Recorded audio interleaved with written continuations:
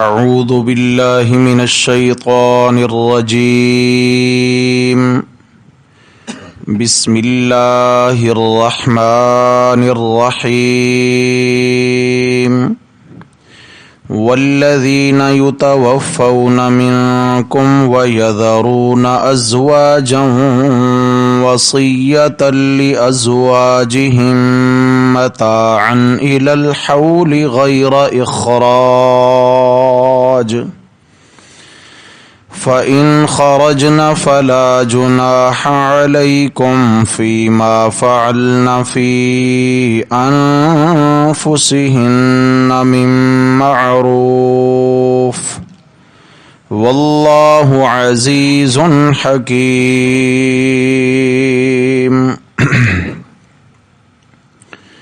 والذين يتوفون منكم ويذرون أزواجا،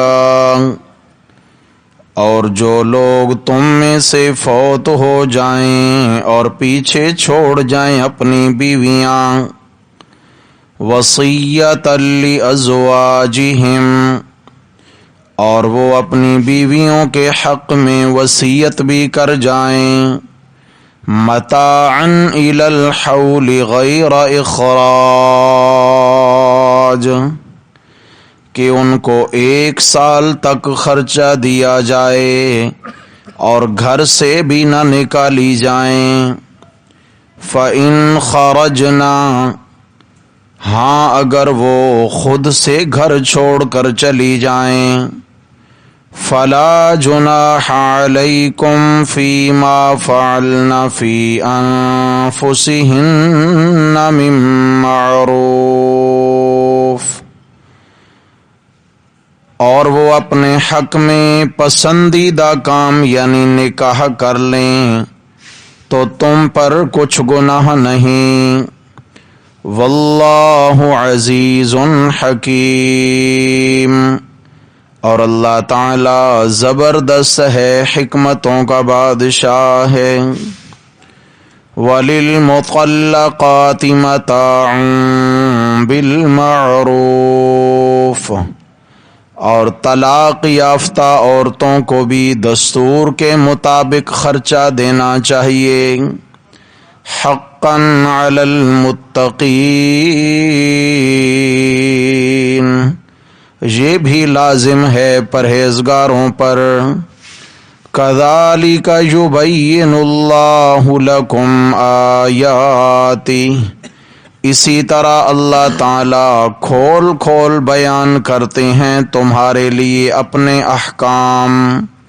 لعلکم تعقلون، تاکہ تم بھی سمجھ سے کام لو. صدق اللہ، ومن اصدق من اللہ قیلا. اللہم صل علی سیدنا و مولانا محمد وعلی آل سیدنا و مولانا محمد وبارک وسلم علیہ.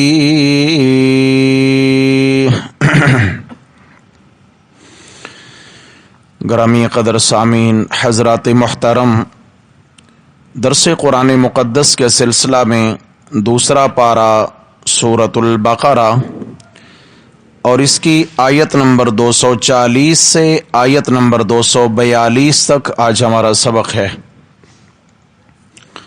حضرات محترم،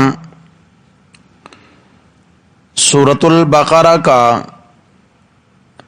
جب دوسرا حصہ شروع ہوا تھا تو اس میں یہ بات آپ کے گوش گزار کی تھی کہ اس میں اللہ تبارک و تعالی نے ایمان والوں کے ذمہ ایک بڑی ذمہ داری لگائی ہے، سپرد فرمائی ہے کہ تمہاری جان سے بڑھ کر، تمہارے مال سے بڑھ کر، تمہاری عزتوں سے بڑھ کر میرا دین قیمتی ہے. اگر میرے دین پہ کوئی آڑا اور مشکل وقت آ جائے تو تم نے اپنی جان، مال اور عزتیں میرے دین کی حفاظت کے لیے لگا دینی ہیں. انسان کی قیمتی چیز جان ہے اور پھر مال ہے، تو بندہ اپنی جان کے لیے مال خرچ کر دیتا ہے۔ فرمایا کہ جب میرے دین پہ کوئی آڑا وقت آئے اور دشمنان اسلام سے اسلام کی سرحدوں اور اسلامی احکامات کو خطرہ لاحق ہو جائے تو تم نے اپنی جان بھی داؤ پہ لگا دینی ہے، مال بھی لگا دینا ہے۔ حتیٰ کہ ہم نے پیچھے ایک مسئلہ پڑھا تھا کہ یتیموں کے مال کی حفاظت کی جائے، یتیموں کے مال میں سے ایک لقمہ بھی کھانے کی اجازت نہیں ہے ناجائز طریقہ سے، ان کا مال ہتھیانے کی غرض سے۔ پھر اس میں تفصیلات گزری تھیں کہ آیا جس گھر میں یتیم بچہ ہو وہاں اس کے لیے اس کے مال سے ہنڈیا الگ پکائی جائے یا ایک ساتھ، تو فرمایا یہ مشقت ہے اور گھر والوں کے لیے بھی بڑی تکلیف کا باعث ہے، اور اس بچے کے مال کے بھی ضائع ہونے کا اندیشہ ہے، اس لیے کہ اگر ایک پلیٹ بھی سالن کی بن گئی تو ایک بچہ ایک وقت میں کہاں ایک پلیٹ کھا سکتا تھا، اور وہ کوئی ڈیپ فریزر کا زمانہ تھا نہیں، تو بچے کے مال کے ضائع ہونے کا بھی خدشہ تھا۔ اس میں فرمایا اس کے مال کو ضائع ہونے سے بچانا ہے، گھر والوں کو دقت اور تکلیف سے بچانا ہے کہ وہ دو مرتبہ ہنڈیا بنائیں، دو مرتبہ کھانا بنائیں۔ ہاں تم ان کا کھانا اپنے ساتھ ملا کے بنا لو، تو اس میں چونکہ تمہاری نیت اصلاح کی ہے، مال ان کا کھانا مقصود نہیں ہے، تو اب تمہیں گناہ نہیں ہوگا۔ سورہ نساء کے اندر تو یہاں تک فرمایا ان الذین یأکلون اموال الیتامی ظلما، جو لوگ یتیموں کا مال زیادتی کر کر ناجائز طریقوں سے کھانے کی کوشش کرتے ہیں، مال ہتھیانے کی کوشش کرتے ہیں، وہ یہ نہ سمجھیں کہ ہم نے مال حاصل کر لیا، ہم نے ان کے مال میں سے کچھ کھا لیا۔ انما یأکلون فی بطونہم نارا، یتیم کا مال کھانا ایسا ہے جیسا پیٹ میں جہنم کی آگ بھرنی ہے۔ یہاں تک اتنا زیادہ احتیاط ہے میرے بھائیو یتیم کے مال کے معاملہ میں، لیکن عرض یہ کرنا چاہتا تھا، فرمایا کہ یتیم کے مال کی چوکیداری کرو، حفاظت کرو اور ناپ تول کے خرچ کرو، اس کا مال ضائع نہ ہونے دو، لیکن اعلان جہاد ہو جائے اور دین کی حفاظت کا مسئلہ درپیش ہو اور تمہارے پاس اگر خزانے میں کچھ نہ ہو تو یتیموں کا سارا مال تم میدان جہاد میں خرچ کر دو، تم پر گناہ نہیں ہوگا۔ تو معلوم ہوا کہ سب سے قیمتی چیز اللہ کا دین ہے۔ کیا ہے بھائی؟ اللہ کا دین ہے، اس کی حفاظت کرنی ہے۔ یہ جو سوچ ہے نا کہ بس جی ہم نے تو نماز پڑھنی ہے، اللہ اللہ کرنا ہے، جی جو جہاں لگا ہے لگا رہنے دو، ہمارا کسی سے کیا، اپنی نمازیں ٹھیک کریں، بس اپنا خیال رکھیں ہم۔ نہیں میرے بھائیو، یہ بات نہیں ہے۔ جس اسلام نے نماز کا حکم دیا ہے، اسی نمازی نے نماز بھی ادا کرنی ہے اور اسی نمازی نے میدان جہاد میں اسی اسلام کی چوکیداری بھی کرنی ہے۔ سمجھ آ گئی؟ یہ نمازی بھی ہونا چاہیے اور ایٹ اے ٹائم اس کو مجاہد فی سبیل اللہ بھی ہونا چاہیے۔ اللہ اکبر، اللہ اکبر۔ میری زندگی کا مقصد تیرے دین کی سرفرازی، میں اسی لیے مجاہد، میں اسی لیے نمازی۔ زندگی کا مقصد ہی یہ ہو کہ اللہ کا دین سر بلند رہے۔ اور یاد رکھیے گا، جب اللہ کا دین سر بلند ہو جائے گا تو اللہ ایسے نہیں کہ اللہ اپنے دین کی سر بلندی چاہنے والوں کو نیچا دکھا دے، نہیں ہو سکتا۔ جہاں اللہ کا دین بلند ہوگا وہاں دین کے چوکیدار بھی بلند ہوں گے۔ اللہ ہمیں یہ چوکیداری نصیب فرمائے۔ تو اس کے بعد آگے چلے، احکام شرعیہ بیان ہونے لگے۔ احکام شرعیہ کے لیے گراؤنڈ بنایا گیا، جہاد فی سبیل اللہ کے لیے گراؤنڈ بنایا گیا کہ دلوں پہ محنت کرو، تقوی آ جائے دلوں میں، اللہ کا خوف آ جائے، اللہ کی محبت آ جائے، تاکہ تمہیں اللہ کے لیے کچھ کرنے میں پریشانی لاحق نہ ہو۔ یہ اس کے لیے قصاص کا مسئلہ گزرا، اس کے لیے وصیت کا مسئلہ گزرا، اس کے لیے پھر روزے کا مسئلہ آیا، حج کا مسئلہ آیا، دیگر آگے احکام و مسائل چلتے رہے۔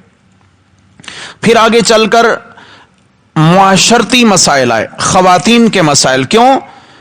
ایک چھوٹا سا گھرانہ ایک ملک کی چھوٹی سی عملی تصویر ہوتا ہے. ملک چلانے والوں کو سب سے پہلے اپنے گھر چلانا سیکھنے ہوں گے کہ ہمیں گھر کیسے چلانا ہے. جن کو گھر چلانا نہیں آتا وہ ملک نہیں چلا سکتے. ناراض تو نہیں ہو رہا؟ سمجھ آ گئی ہے؟ جن کو گھر آباد رکھنا نہیں آتا وہ ملک کے وزیر اعظم بننے کے لائق نہیں ہے.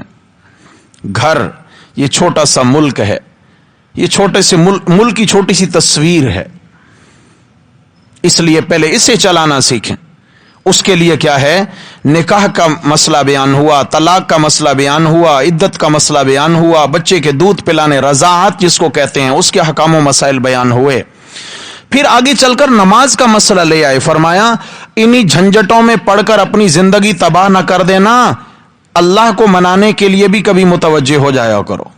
فرمایا کہ تمہاری زندگی کا ایک بڑا مقصد نمازی بننا بھی ہے. نمازی بنو اور نمازی ایسا کہ حافظوا علی الصلوات، نمازوں کے بھی پہرے دار بن جاؤ. جیسے دین کے پہرے دار، دین کا اہم حکم نماز، اس کے بھی پہرے دار بن، نمازوں کی محافظت کرو. پھر یہاں تک یہ مسئلہ بیان ہو چکا. آگے اللہ تبارک و تعالی نے پھر اصلاح معاشرہ کے لیے عائلی مسائل، گھروں کے مسائل، معاشرتی عائلی گھریلو مسائل میں سے جو بیوہ خواتین ہیں ان کے خرچے کا بھی مسئلہ سمجھا دیا ہے، اور جو مطلقہ طلاق یافتہ خواتین ہیں ان کے طلاق مل جانے کے بعد خرچے کا مسئلہ بھی سمجھا دیا ہے. آج کے سبق میں یہ دو مسئلے آنے والے ہیں.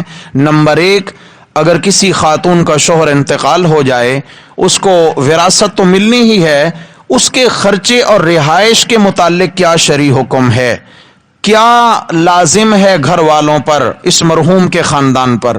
اور اگر کسی خاتون کے طلاق ہو جائے تو طلاق دینے والے مرد کی ذمہ داری کیا ہے کہ وہ کب تک اور کتنا خرچہ اس مطلقہ خاتون کا اٹھائے. آج کتنے مسئلے ہوں گے انشاءاللہ؟ یہ دو مسئلے ہوں گے. اہم مسئلے ہیں نہیں ہیں بھائی؟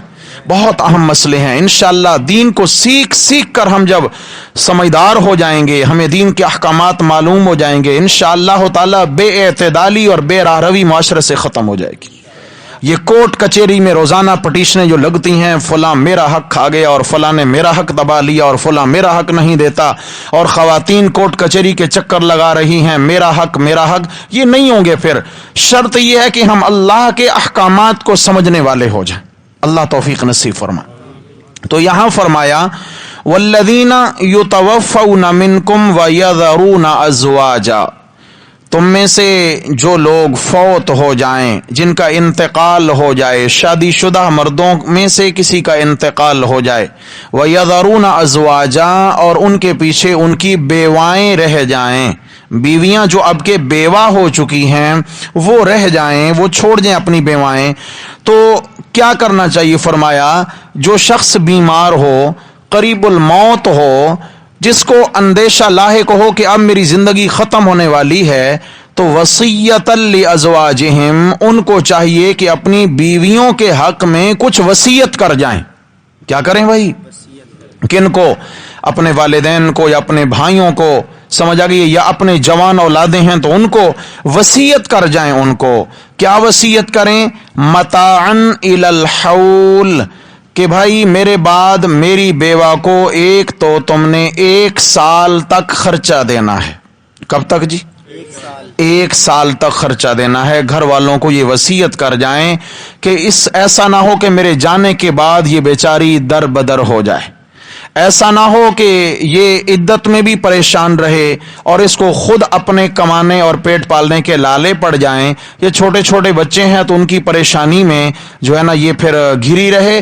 تمہیں 1 سال تک میری بیوہ، اسلم بھائی میرے پاس آئیں، میرے پاس آپ کی تشکیل یہاں کی ہے ماشاءاللہ، توجہ ہے جی، ماشاءاللہ ماشاءاللہ. تو فرمایا کہ یہ وصیت کر جائیں، وصیت کر جائیں کہ 1 سال تک میرے بعد میری بیوہ کو تم نے خرچہ دینا ہے. پہلی بات. نمبر 2، غیر اخراج، میرے گھر سے بھی نہیں نکالنا. خرچہ بھی دینا ہے اور میرے گھر سے نکالنا بھی. ایسا نہیں کہ میں آنکھیں بند کروں اور تم کو چل بھائی تو اپنا جہیز بیریا بستر اٹھا اور یہاں سے چلتی بن اپنے بچوں کو لے کر, اب یہاں تیری کوئی گنجائش نہیں ہے. اور یہ اس طرح کی ناانصافیاں کہاں ہوتی ہیں؟ جہاں کوئی باہر کے خاندان سے آئی ہوئی عورت ہوتی ہے کہ بھئی چل بس اب جو ہے نا تو ویسے بھی باہر کی آئی ہوئی ہے, تو جا اپنے میکے گھر جا. سمجھے, عدت گزارنا بھی عذاب بنا دیا جاتا ہے خواتین پر, عدت میں بھی مسائل کھڑے کر دیے جاتے ہیں. تو فرمایا کہ 2 چیزوں کی وصیت کر جائیں. نمبر 1 متاعن الی الحول, 1 سال تک اس کا تم نے خرچہ اٹھانا ہے. نمبر 2 غیر اخراج, گھر سے 1 سال تک اس کو نکلنے پہ مجبور بھی نہیں کرنا.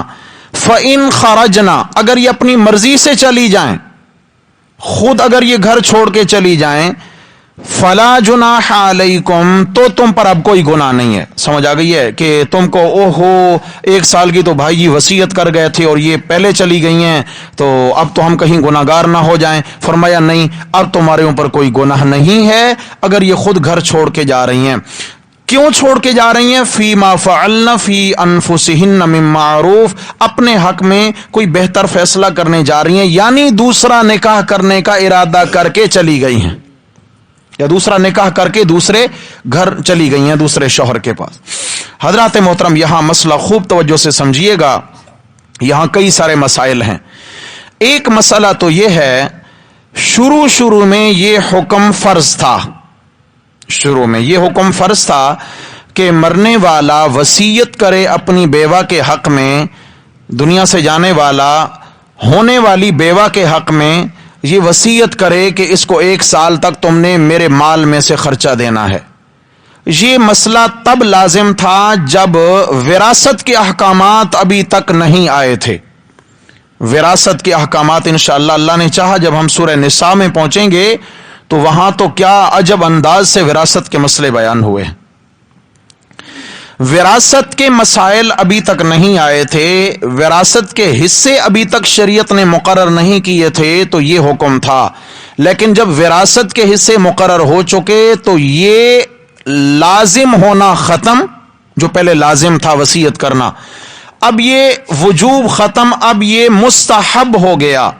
مستحب ہو گیا, امر استحبابی, پسندیدہ بات ہے, جیسے ایک نفل کی حیثیت ہوتی ہے.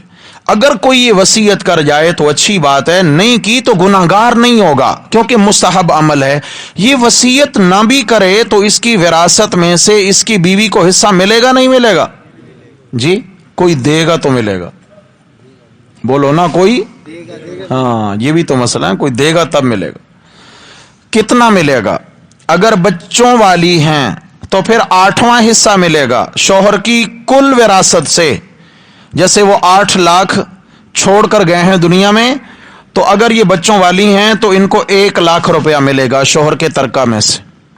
اور اگر بچے نہیں ہیں تو پھر ان کو 1/4 حصہ ملے گا. 1/4 مطلب 8 لاکھ چھوڑا تو 2 لاکھ ملے گا. بچے ہیں تو 8واں حصہ ملے گا, نہیں ہیں تو 4تھا حصہ ملے گا. یہ شریعت نے مستقل طور پر مسئلہ لازم کر دیا, یہ فرض ہے.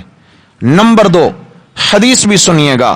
رسول اللہ صلی اللہ علیہ وسلم نے ارشاد فرمایا کہ لا وصیت لولی, ایک روایت کے الفاظ ہیں لا وصیت لوارث, جس کے وراثت میں مستقل حصے موجود ہیں, جس وارث کے جو حصہ دار ہے اس کے حق میں وصیت نہیں ہے. سمجھو مسئلہ, اللہ نے جس کا حصہ مقرر کر دیا, کسی کا 8واں, کسی کا 4تھا, کسی کا 6ٹھا, کسی کا آدھا, سمجھ آ گئی. شریعت نے جس کا حصہ مقرر کر دیا قرآن کی آیت میں, ان کے لیے وصیت, ہاں کسی اور کے حق میں وصیت کر سکتا ہے دنیا سے جانے والا, جن کے لیے قرآن نے مستقل کوئی حصہ بیان نہیں کیا. اور میں آسان کروں بات, وارث کون کون ہے شرعی؟ والد, والدہ, بیوی, بیٹا, بیٹی. سمجھ آ گئی ہے؟ یہ کون ہے بھائی؟ وارث ہیں. ان کے حق میں کوئی وصیت نہ کرے. وصیت کیسی کہ بھائی مثال کے طور پر اس کے 2 پلاٹ ہیں, اور کہے میرا ایک پلاٹ جو ہے وہ تو میری بیوی کا ہوگا میرے بعد، باقی جو دوسرا پلاٹ ہے نا تو وہ میرے والد والدہ اور باقی جو میرے ورثاء ہیں وہ بانٹ لیں. سمجھ آ گئی؟ اس طرح کرنا جائز نہیں ہے. کیوں بھئی ایک پلاٹ اس کا ہوگا؟ شریعت نے کہہ دیا کہ آپ کے کل مال میں سے بچے ہیں تو 8واں ملے گا، نہیں ہے تو 4تھا ملے گا. سمجھ آ گئی ہے؟ جب شریعت نے مقرر کر دیا تو اب یہاں پر مرنے والے کو اس انداز میں وصیت کرنے کی اجازت. یہ بڑی بے-روی ہے بھائی معاشرے میں. عموماً کیا پھڈے ہوتے ہیں والد کے مرنے کے بعد بھائیوں کے بیچ میں. ایک بھائی کہتا ہے کہ ابا نے میرے حق میں وصیت کی تھی، مجھے کہا تھا کہ یہ آپ کا ہوگا. اچھا جی، یہ پوتے کو کہہ دیا تھا یہ آپ کا ہوگا، یہ فلاں کو کہہ دیا تھا یہ آپ کا ہوگا. نہیں بھائی، یوں کہنے سے نہیں ہوتا ہے. یاد رکھیے، اگر اولادوں میں سے کسی کے لیے اگر مرنے والا کچھ کرنا چاہتا ہے کہ مثلا یہ میرا بچہ دوسروں کی نسبت کمزور ہے، یا یہ ہے کہ یہ میرا بچہ جیسے مثال کے طور پہ عالم ہے، قرآن پڑھاتا ہے، دیندار ہے، دوسرے کاروباری ہیں، یہ تو بس مسجد ہی آباد کرنے میں لگا ہوا ہے، یا ایسا ہے کہ اس نے میری خدمت بہت زیادہ کی ہے باقیوں نے اتنا لحاظ نہیں رکھا، اپنی زندگی میں جو دینا چاہتے ہیں اس کو اپنی زندگی میں دے کر مالک بنا دیں، قبضہ بھی دے دیں. جس کو اپنی زندگی میں دیا، مالک بنایا، قبضہ دے دیا، مرنے کے بعد اب یہ باپ کی وراثت نہیں رہا، کیونکہ زندگی میں کسی اور کا قبضہ ہو چکا ہے اس پر. سمجھ آ گئی؟ جس پر قبضہ نہیں ہے اور صرف منہ زبانی کہہ دیا میرا فلاں والا پلاٹ جو ہے نا میری بیوی کا ہوگا، میرے فلاں بیٹے کا ہوگا، بس صرف اتنا ہی وصیت کر دی اور دنیا سے چلے گئے، اس وصیت پر عمل کرنا جائز نہیں ہے. کیوں کہ یہ چیز ابھی اس مرحوم کی ملکیت سے نکلی نہیں تھی، دنیا سے چلے گئے، اب یہ بن گئی وراثت. کیا بنی بھائی؟ کن کے حق میں وصیت کر سکتے ہیں؟ وصیت ان کے حق میں کی جائے گی جن کا وراثت میں شرعی حصہ مقرر نہیں ہے. مثال کے طور پر بھائی ہیں، بہنیں ہیں، ان کا مقرر یہاں، یعنی جب دیگر جیسے بیوی ہے، بچے ہیں، تو اب بھائی بہنوں کا تو حصہ نہیں ہوگا نا اس میں. نہیں سمجھے بات؟ میری بیوی بھی ہو، میرے بچے بھی ہوں، اور میں دنیا سے چلا جاؤں تو میری وراثت میں اب میرے بہن بھائی تو حصہ دار نہیں ہو گئے نا بھائی. نہیں ہوتے. حیران کیوں ہو گئے؟ نہیں ہوتے نا. سمجھا؟ اب یہاں پر اگر میں بہن بھائیوں کے حق میں وصیت کر جاؤں تو شریعت کہتی ہے 1/3 مال سے زیادہ وصیت نہیں کر سکتے ہو.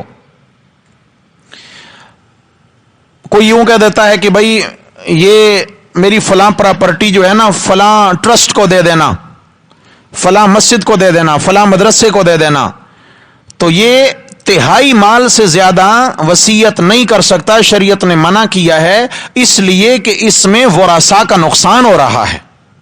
کیا ہو رہا ہے بھائی؟ جو شریع آپ علیہ الصلوۃ والسلام نے فرمایا اپنے ورثاء کو تنگ دست چھوڑ جانے سے بہتر ہے، یعنی تم سارا مال اللہ کی راہ میں دے دو، اس سے بہتر ہے کہ اپنے ورثاء کو کشادہ حال چھوڑ جاؤ، خوشحال رہیں وہ. ایسا نہ ہو کہ تمہارے دنیا سے جانے کے بعد وہ لوگوں سے بھیک مانگ کے گزارا کرتے رہیں، ایسا نہ ہو. تو وصیت جن کے باقاعدہ حصے مقرر ہیں ان کے حق میں وصیت نہیں ہے، جن کے باقاعدہ حصے نہیں ہیں ان کے حق میں وصیت کر سکتا ہے، مگر زیادہ سے زیادہ کتنی کرے گا؟ سمجھیے بھائی، حدیث یاد آ گئی ہے، اور اگر آپ کے دل کے دریچے کھلے ہوں تو حدیث سنیے گا. حضرت ابو ہریرہ رضی اللہ تعالی عنہ سے حدیث منقول ہے. توجہ کے لیے رک گیا ہوں جی، بہت قیمتی بات دینے لگا ہوں. اللہ کرے اللہ تعالیٰ مجھے آپ کو سب کو عمل کی توفیق دے دیں. حضرت ابو ہریرہ رضی اللہ تعالیٰ عنہ فرماتے ہیں کہ رسول اللہ صلی اللہ علیہ وسلم نے فرمایا بعض لوگ اتنا نیکوکار ہوتے ہیں، اتنا نیکوکار ہوتے ہیں کہ 70 سال ان کی زندگی گزری اور نیکیوں والی گزری، نمازی، پرہیزی، روزہ دار، حاجی، ذکر اذکار کرنے والے، شب زندہ دار، تہجد گزار، اللہ والے. کتنا عرصہ زندگی گزری نیکیوں والی؟ 70 سال تک نیکیاں نیکیاں نیکیاں. اور آخر میں وصیت میں وہ بے روی کا شکار ہو جاتے ہیں، وصیت غلط کر جاتے ہیں. बाज को महरूम कर देते हैं, बाज को नवाज देते हैं, बाज को ज्यादा दे गए, बाज को कम दे गए, बाज को महरूम कर दिया, बाज को ज्यादा दे दिया।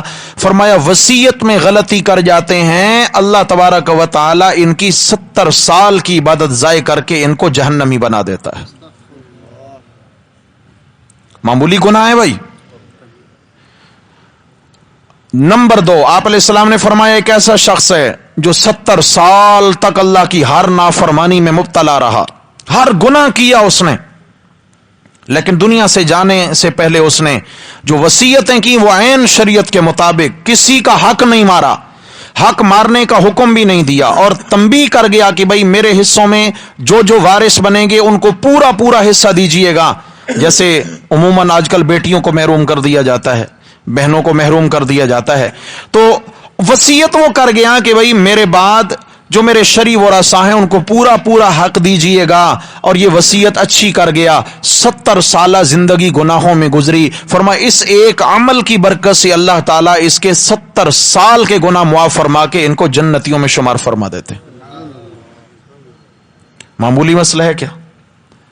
वसीयत इतनी अहमियत की हामिल चीज है। एक और हदीस में हज़रत अब्दुल्लाह इब्न उमर रजी अल्लाह तआला अन्हुमा फरमाते हैं कि रसूलुल्लाह सल्लल्लाहु अलैहि वसल्लम ने फरमाया किसी ईमान वाले को ये लायक नहीं, किसी ईमान वाले को ये बात ज़ेब नहीं देती कि वो 2 रातें इस हाल में गुजारे कि उसने वसीयत न लिखी हो अपने मामलात की।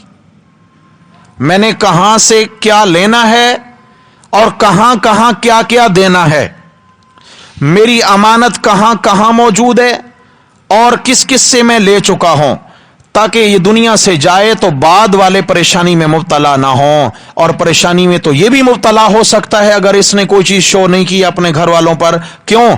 अगर इसने किसी का कर्ज देना था, दुनिया से चला गया, घर वालों को पता ही नहीं, इसने वसीयत लिखी नहीं है, अब घर वाले कैसे अदा करें उनको पता ही नहीं है, और वो शख्स मुतालबे के लिए आए नहीं, उसने माफ ही नहीं किया, लटक गया नहीं लटक गया दिन क़यामत के, कितनी बड़ी मुसीबत में फंस गया।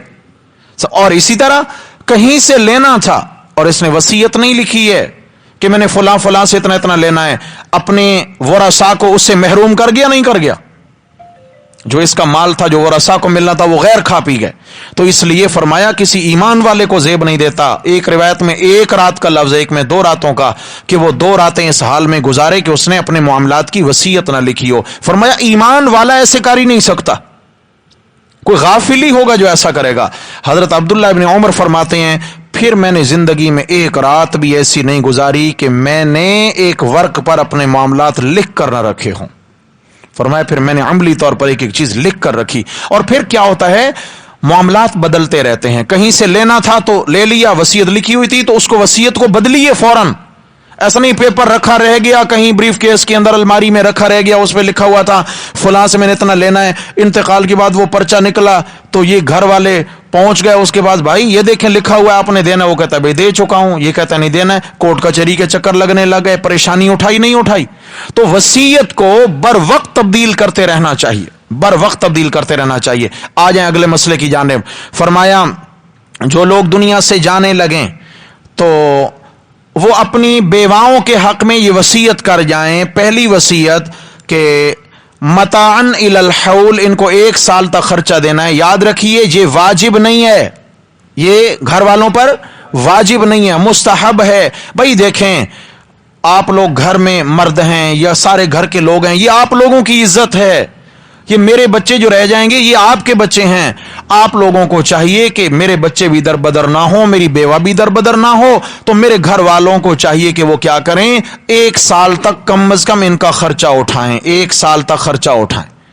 अच्छा अगर नहीं उठाया तो गुनाहगार, क्यों? विरासत में से हिस्सा मिल चुका है। उस दिन भी मसला अर्ज किया था कि विरासत के मसाइल अलग हैं, विरासत से हिस्सा मिल गया, और आज भी अर्ज किया कि जब विरासत के अहकामात आ गए तो फिर यह हुक्म मनसूख हो गया, फिर यह फर्ज वाजिब न रहा, मुस्तहब हो गया। नंबर 2 गैर इखराज, यह भी वसीयत कर जाए कि मेरी बेवा को 1 साल तक घर से निकालना भी, उससे कमरा खाली नहीं करवाना। अच्छा इसका यह मतलब नहीं है कि यहां से बाज लोगों को एक ठोकर भी लगी है। अच्छा इसका यह मतलब है कि औरत फिर 1 साल तक शौहर के घर में रहे, मालूम हुआ कि इसकी इद्दत फिर 1 साल है, یہاں سے ٹھوکر لگی بعض لوگوں کو کہ جی 1 سال تک جو گھر سے نہ نکالیں. بھائی عدت تو ہے 4 مہینے 10 دن، باقی جو 7 مہینے اور 20 دن ہے وہ مستحب ہے کہ تم اس کا اکرام کرو اور اس کو اسی طرح بیٹھا رہنے دو. سمجھ آ گئی ہے؟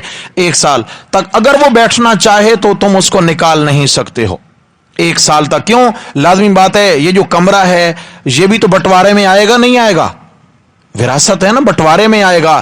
تو بٹوارے میں جو حصہ دار ہیں ان کو چاہیے کہ وہ قدرے اس کو مہلت دیں، 1 سال تک کم از کم رہے. لیکن 1 سال سے پہلے اگر وہ کہیں نکاح کر کے جانا چاہتی ہیں تو تم ان کا راستہ نہ روکو، اور اگر وہ اپنی مرضی سے چلی جائیں تو تم پر کچھ گناہ بھی نہیں ہے. یہاں اب آپ مسئلہ سمجھیے. حضرت ابو سعید خدری رضی اللہ تعالیٰ عنہ کی ہمشیرہ ہیں حضرت فریعہ رضی اللہ تعالیٰ عنہ. فریعہ، نئے نئے نام پوچھتے ہیں جی بچیوں کے، نئے نئے نام بتائیں. لے نیا نام ہے، یہ بھی صحابیہ ہیں. کیا نام ہے بھائی؟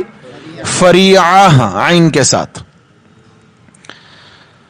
حضرت فریعہ رضی اللہ عنہ فرماتی ہیں کہ میں رسول اللہ صلی اللہ علیہ وسلم کی خدمت میں حاضر ہوئی. میں نے عرض کیا یا رسول اللہ، میرے شوہر کے کچھ غلام تھے اور وہ اچانک بھگوڑے ہو گئے، بھاگ گئے رات کے اندھیرے میں. میرے شوہر گھوڑے پہ سوار ہوئے، ان کا پیچھا کیا، کرتے کرتے کرتے دور کہیں پہاڑوں کی وادی میں جا کر ان کو لیا، اور وہاں جب جا کر ان کو پکڑا تو وہ مقابلے پہ اتر آئے، اور وہ زیادہ تھے یہ ایک تھے. انہوں نے میرے شوہر کو قتل کر دیا. میرا شوہر ان کا مالک تھا، غلاموں نے اپنے مالک کو قتل کر دیا. یا رسول اللہ، حالت یہ ہے کہ نہ تو میرے شوہر کا کوئی مکان ہے کہ میں اس میں گزارا کروں، نہ ہی وہ کھانے کے لیے کچھ چھوڑ کر کے گئے ہیں کہ میں اب پیٹ پالوں اور یہاں رہوں گزارا کروں. اگر آپ کی اجازت ہو تو میں اپنے میکے گھر چلی جاؤں، اپنے والدین کے ہاں جا کر میں عدت گزاروں. آپ علیہ السلام نے فرمایا ہاں ہاں چلی جاؤ. فرماتی ہیں میں واپس مڑی، ابھی میں برآمدے میں ہی تھی کہ نبی علیہ السلام نے پھر مجھے پکارا. فرمانے لگے اے بنت مالک، یعنی فریعہ بنت مالک، واپس آؤ. تم نے کیا مسئلہ پوچھا تھا؟ یا رسول اللہ اس طرح میرے شوہر انتقال ہو گئے، قتل ہو گئے، اور ان کا کوئی گھر نہیں ہے، ہم جس گھر میں رہتے تھے وہ کسی کا ہے، اور کوئی اتنا مال بھی نہیں ہے، میں کیا کروں؟ کیا میں والدین کی عدت گزاروں؟ آپ علیہ السلام نے فرمایا نہیں، تم اپنے شوہر کے اسی گھر میں عدت پوری کرو. لیکن یہاں ایک مسئلہ سمجھیے آپ وہاں یہ ہے کہ اکیلا پن نہ ہو. اگر عورت بالکل اکیلی ہو گئی ہے، اب اس کی عزت کو خطرہ ہے اور جان کو بھی خطرہ ہے، اگر وہ بالکل اکیلے گھر میں رہتی ہے تو پھر اس کو منتقل ہونے کی شریعت میں اجازت ہے، منتقل ہونے کی پھر اجازت ہے. لیکن اگر اس کو کوئی دیکھ بھال کرنے والا وہاں موجود ہے اور اکیلا پن نہیں ہے، جیسے بچے وغیرہ ساتھ ہیں، تو پھر اس کو ہر عذر قبول کر کے جو ہے نا اسی گھر میں ہی عدت گزارنا ہوگی بامر مجبوری. جیسے کوئی بھی نہیں ہے، اکیلی ہو گئی بالکل. اور عورتیں ویسے بھی بیچاری اب ایک صدمہ پہنچا ہوا ہے، اوپر سے کمزور دل کی، اکیلا پن اور ڈر خوف. تو پھر اس طرف سے دیکھیں کہ شوہر کا قتل ہوا ہے تو وہ ایک الگ سے خوف دماغ پہ سوار. تو لیکن اس کے باوجود آپ صلی اللہ علیہ وسلم نے اس لیے اجازت نہ دی کیونکہ اور لوگ ان کو دیکھنے والے تھے وہاں پر، اس لیے آپ علیہ السلام نے اجازت نہ دی. فرمایا اگر خواتین عدت گزارنے کے بعد کہیں اور آگے نکاح کرنا چاہتی ہیں تو تم ان کے لیے رکاوٹ نہ بنو، اور اگر وہ چلی جائیں، خود چلی جائیں، تم پر گناہ نہیں. ہاں اگر تم زبردستی نکالو گے تو یہ تمہیں زیب نہیں دیتا، یہ تمہیں زیب نہیں دیتا. واللہ عزیز حکیم، اللہ تعالیٰ زبردست بھی ہیں، حکمت والے بھی. کیا مطلب ہے کہ یہ جو حکم دیا رعایت برتنے کا، یہ کس نے دیا؟ اس عزیز ذات نے جو سب پر غالب ہے، سب پر غالب ہے. سارا جہان اسی کا ہے. جس کمرے سے نکالنے لگے ہو یہ کمرہ بھی کس کا ہے؟ یہ بھی اسی کی ملکیت ہے. لہذا زبردستی مت نکالو عزیز.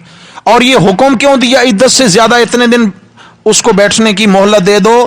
مستحب ہے، اچھا ہے اگر رہے. فرمایا حکیم، میں اللہ حکیم ذات ہوں، میرا ایک ایک حکم جو ہے نا وہ حکمت اور دانائی پر مبنی ہے. عزیز بھی ہوں، غالب ہوں، بڑی طاقتوں کا مالک ہوں. زبردستی کروانا چاہوں تو کروا بھی سکتا ہوں، لیکن حکم دیتا ہوں اور تم پر چھوڑتا ہوں، اس میں بھی میری کوئی حکمت اور دانائی پوشیدہ ہے. حکمت ہے. طاقت بھی ہو تو طاقت کے استعمال کے لیے حکمت بصیرت بھی اللہ دے. سمجھ آ گئی؟ ایسا نہیں کہ طاقت ہے لیکن طاقت کے نشے میں انسان اتنا چور ہے کہ اس کو جائز ناجائز کہیں پتہ نہیں چلتا، اور طاقت کا وہ بے دریغ استعمال کرتا ہے، جائز ناجائز ہر کہیں۔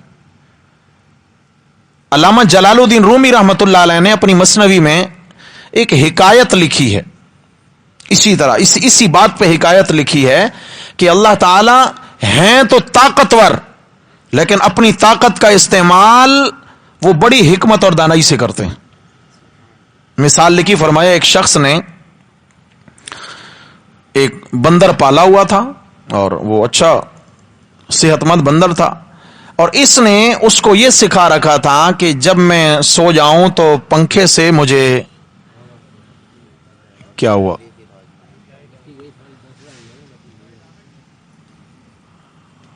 اللہ اکبر اللہ اکبر، تو اس نے بندر کی یہ ڈیوٹی لگا رکھی تھی کہ جب میں سو جاؤں تو مجھے پنکھے سے ہوا دینا، اور کوئی مکھی وکھی اگر میرے چہرے پہ آ کے بیٹھے تو وہ بھی اڑاتے رہنا۔ بندر نے دیکھا کہ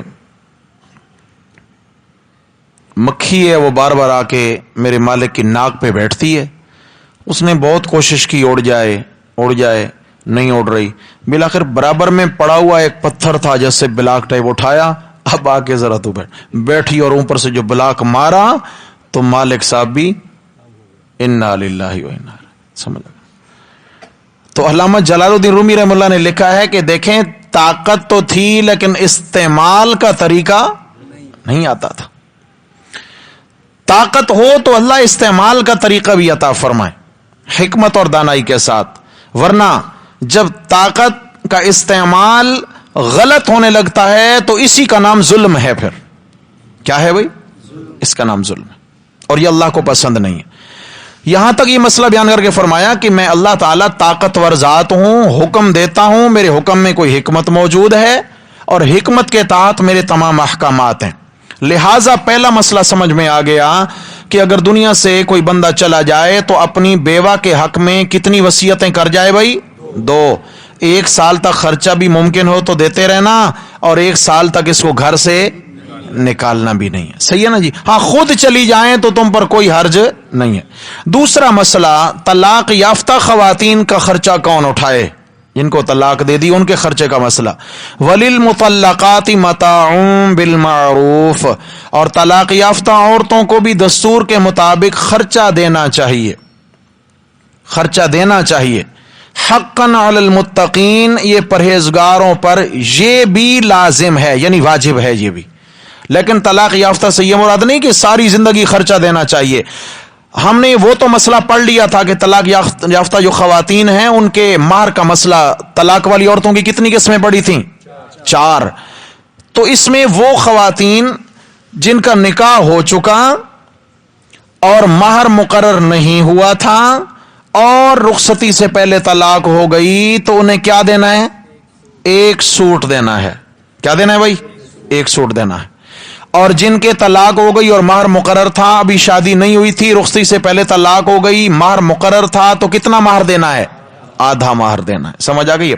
شادی ہو چکی تھی، مہر مقرر تھا تو پورا مہر دینا ہے، مقرر نہیں تھا، شادی ہو چکی تھی، نکاح ہو گیا، مہر مقرر نہیں، ٹھیک ہے جی شرعی مہر دے دیں گے، تو یہاں کیا مہر لازم آئے گا؟ میرے مثل جو لڑکی کے اپنے پیچھے خاندان میں قریب زمانے میں لڑکیوں کی شادیاں ہوئیں، ان کے مہر کے بقدر مہر ہوگا اس کا۔ لیکن یہاں جو مسئلہ آ رہا ہے وہ مسئلہ یہ ہے کہ طلاق والی تمام تر خواتین جن پر عدت لازم ہے، اب جس کی رخصتی نہیں ہوئی اس پر عدت تو نہیں ہے نا، جن پر عدت لازم ہے ان کے عدت کے زمانے میں کم و بیش، یعنی 3 پیریڈز، 3 ماہواریاں کم و بیش 3 مہینے جا کے بنیں گے، یا اگر ان کو طلاق ہوئی ہے اور ان کے پیٹ میں بچہ ہے، جب تک بچہ پیدا نہیں ہو جائے گا تب تک یہ طلاق والی اس کو مطلقہ خاتون کو یہ مرد کیا کرے گا؟ خرچہ دیتا رہے گا۔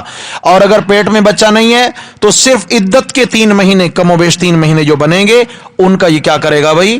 خرچہ دے گا۔ سمجھ میں آ گیا مسئلہ نا جی؟ اب اس میں جب یہ خرچہ دے گا تو کورٹ کچہری جانے کی اس کو ضرورت پیش آئے گی؟ ठीक है, तो इसलिए शरीयत ने आसानी पैदा फरमा दी। हक्कन अलल मुत्तकीन, ये लाजिम है परहेजगारों पर। कज़ालिका युबय्यिनुल्लाह, सुभान अल्लाह, आखिर में मेरे रब ने जमीरों पे दस्तक दी है। फरमाया कज़ालिका युबय्यिनुल्लाहु लकुम आयाती, इसी तरह अल्लाह ताला अपने अहकाम तुम्हारे लिए खोल खोल के बयान फरमाते हैं। लअल्लकुम ताक़िलून, ताकि तुम अकल से काम लो। क्या करो? अल्लाह के एक एक हुक्म में तुम्हारी भलाई है, तुम्हारी भलाई है। किसास का हुक्म है, तुम्हारी भलाई है। वसीयत का मसला है, तुम्हारी भलाई है। चोर के हाथ काटने का मसला है, तुम्हारी भलाई है। अगर शराब खोर को कोड़े लगाने का हुक्म है, तुम्हारी भलाई है। जानी को संसार करने का हुक्म है, तुम्हारी। फरमाया जो जो शरीयत के अहकामात हैं इन पर अमल करो, इसमें तुम्हारी भलाई है और इससे तुम, ताकि तुम अकल से काम लो। फरमाया दीन तो सारा ऐन अकल के मुताबिक है, कोई अकल से काम भी ले तो तब ना। क्यों भाई, आज हम क्या करते हैं, कोई मसला कहीं से सुना ना, सबसे पहले उसको पेश करते हैं अकल की अदालत पर। अकल की अदालत क्या कहती है, तो क्या कहते हैं, यार ये मसला जो है ना, अकल नहीं मानती इस बात को, अकल नहीं मानती इस बात को। भाई हमारी अकल शरीयत के ताबे होगी, शरीयत हमारी अकल के ताबे नहीं होगी, नहीं होगी। ये अलग बात है, अल्लाह ने दीन के हर हर हुक्म में कोई ना कोई हिकमत रखी है, हिकमत है, हिकमत से खाली कोई बात नहीं है। मिसाल के तौर पर मिसवाक का हुक्म आया, शरी हुक्म है ना मिसवाक करना, तो हदीस में आया कि मिसवाक जो है ना, इसके कुछ बड़े फवायद हैं, कुछ छोटे फवायद हैं। हजरत मुहद्दिसीन किराम ने मिसवाक की फजीलत की हदीस के तहत बहुत सारी रिवायतें जमा करके लिखा है कि मिसवाक के 70 फायदे हैं। कितने? 70 फायदे। नंबर 1, सबसे कम दर्जे का फायदा यह है कि मतहरतुल लिल फम, इसलिए कि मिसवाक से मुंह साफ और पाक रहेगा, मुंह से बू वगैरह नहीं आएगी। और सबसे बड़ा फायदा मिसवाक का यह है कि मरते वक्त इसको कलिमा नसीब होगा। मिसवाक करने वाले को क्या होगा भाई? अल्लाहु अकबर, ईमान पर मौत आएगी। हदीस में ईमान पर मौत आएगी। इस पर मैंने एक दर्स भी वहां मस्जिद में दिया था कि वो 7 ऐसे नुस्खे हैं जिनको अपनाने से मौत ईमान पर आएगी इंशाअल्लाह, जिनमें एक क्या है? मिसवाक करना। और नशा करने के 70 नुकसानात हैं, शराब वगैरह पीना, अफीम खाना, चरस पीना, शीशा वगैरह, जिस तरह जितने भी आज नशे हैं दुनिया में, नशा करने के 70 नुकसानात, मिसवाक के 70 फायदे और नशा के 70 नुकसानात। सबसे कम नुकसान यह होता है कि इसका दिमाग खराब रहता है, बेटी और बीवी में कोई तमीज नहीं कर सकता जब नशा कर रखा हो तो। और सबसे बड़ा नुकसान यह होगा कि नशा करने वाले को मरते वक्त कलिमा नसीब नहीं होगा। अल्लाह हिफाजत फरमाए। अल्लाह मेरी सच्ची तौबा, सब तौबा करें मेरे भाई, अल्लाह के हुजूर तौबा करें। पता नहीं कितनी सांसें बाकी रहेगा, पता नहीं कितनी सांसें बाकी रहे। तो क्या हुआ, शरीयत के अहकामात में हिकमत है या नहीं है? सजदा करते हैं हम, सजदा करते हैं, सजदे कितने हैं हर रकत में? बोलते नहीं है। 4, माशाअल्लाह। 2 ही हैं जी, फिलहाल 4 नहीं है, हर रकत में 2-2 सजदे हैं। हजरत थानवी रहमुल्लाह ने बाकायदा इस पर किताब लिखी है, शरीय अहकाम की जो हिकमतें हैं, अकल के मुताबिक जो हिकमतें हैं वो क्या है। उनमें हिकमत ये लिखी है कि जब बंदा पहला सजदा करता है तो ये इशारा होता है कि हमने तुम्हें इसी मट्टी से बनाया था, जिधर तुम जा रहे हो ना, हमने तुम्हें इसी मट्टी से बनाया था। और दूसरा सजदा करता है तो इशारा होता है इसी मट्टी में तुम लौट कर जाने वाले हो, इसी मट्टी में तुम लौट कर जाने वाले हो। इसलिए अल्लाह ताला ने सजदा जमीन पे कराया, झुका दिया। तसव्वुर मौत का रहे, तसव्वुर अपनी कब्र का रहे।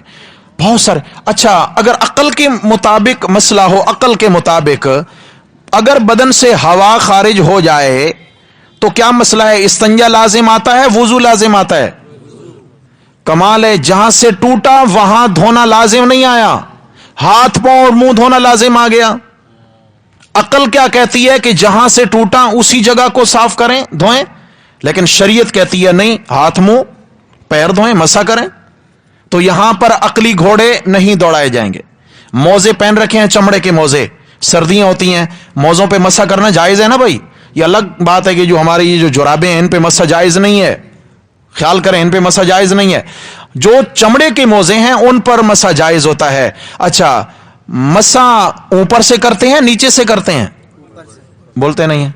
یہ طریقہ ہے, یہ 3 انگلیاں دیکھیں, یہ پاؤں ہے نا, یوں اوپر سے یوں کھینچ لیں گے بس, یہ اوپر سے یوں اوپر کی طرف کھینچ لیں گے بس, یہ مسح ہو گیا. جبکہ معاملہ یہ تھا کہ پاؤں میلا اور موزہ میلا نیچے سے ہوتا ہے اوپر سے ہوتا ہے؟ چاہیے تو یہ تھا کہ نیچے سے مسح کرتے ہاتھ گیلا کر کے تاکہ صاف ہو جائے, لیکن عقل وہ کہتی ہے, شریعت یہ کہتی ہے, تو ہم نے عقل کو شریعت کے تابع کرنا ہے میرے بھائی, شریعت کو عقل کے تابع نہیں رکھنا ہے. اس لیے فرمایا میں اللہ تمہیں احکامات دے رہا ہوں, تم کچھ عقل سے کام لو, میرے احکامات کو عقل کے تابع نہ کرو, عقل سے کام لو کہ اللہ کے ہر حکم میں کوئی خیر موجود ہے. سمجھ آ گئی؟ اللہ تعالی ہمیں ان احکامات شریعہ پر عمل کی توفیق نصیب فرمائے. یہاں تک اصلاح معاشرہ کے پہلو بیان ہوئے, امور انتظامیہ بیان ہوئے, امور مصلحہ اصلاح کے احکامات بیان ہوئے. اگلے سبق میں پھر جہاد فی سبیل اللہ کا مسئلہ. کون سا مسئلہ؟ ماشاءاللہ, لگتا ہے تیار ہیں انشاءاللہ. ہاں, میرے نبی صلی اللہ علیہ وسلم کا زیور تلوار تھی. کیا تھی؟ تلوار تھی. ہاں, مجاہد فی سبیل, مومن ہوتا ہی مجاہد فی سبیل اللہ. اللہ تعالی ہمیں اپنے دین کا چوکیدار بنائے رکھیں بھائی. ہاں, اللہ اپنے دین کا پہرے دار بنائے. حدیث شریف میں آیا, جو آنکھ اللہ کے لیے روتی ہے, جس آنکھ سے آنسو ٹپکتا ہے اللہ کے خوف, اللہ تعالیٰ اس آنکھ پر جہنم کی آگ کو حرام کر دیتے. اور جو آنکھ اللہ کے دین کے پہرے میں جاگتی ہے, اللہ اس پر بھی جہنم کی آگ کو حرام کر دیتے. اللہ کے دین کے پہرے میں جاگتی. دعائے اللہ جل شانہ ہم سب کو احکام شرعیہ اپنانے اور ان کے مطابق عمل پیرا ہونے کی توفیق نصیب فرمائیں. اقول قولی ھذا استغفر اللہ.